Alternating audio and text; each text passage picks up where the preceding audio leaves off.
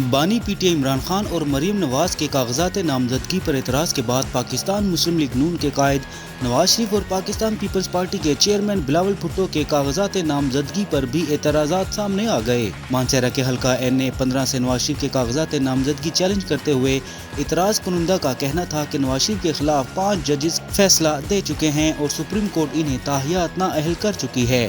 نواز شریف کے کاغذات نامزدگی مسترد کیے جائیں۔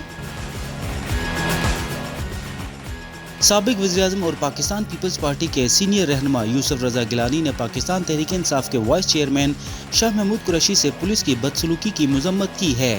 اپنے بیان میں یوسف رضا گیلانی کا کہنا تھا کہ شاہ محمود قریشی سمیت کسی بھی سیاستدان کے ساتھ ایسا برتاؤ قابل افسوس ہے۔ Chairman peoples party Bilawal Bhutto Zardari نے انتخابی منشور کا اعلان کرتے ہوئے عوام سے 10 وعدے کر لیے۔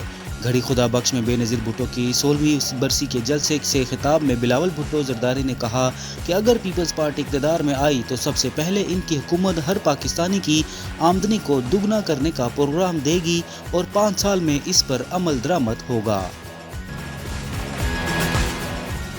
اور غزہ کے رہائشی علاقوں پر اسرائیلی فوج کے حملے جاری ہیں۔ گزشتہ 24 گھنٹوں میں مزید 200 سے زائد فلسطینی شہید ہو چکے جبکہ شہداء کی تعداد 21,000 سے متجاوز ہو گئی۔ اسرائیلی فوج نے بھیانک جنگی جرائم کی انتہا کرتے ہوئے لاشوں سے اعضاء بھی چرا لیے۔ 80 سے زائد مسخ شدہ لاشوں کی رفح میں اجتماعی تدفین کر دی گئی۔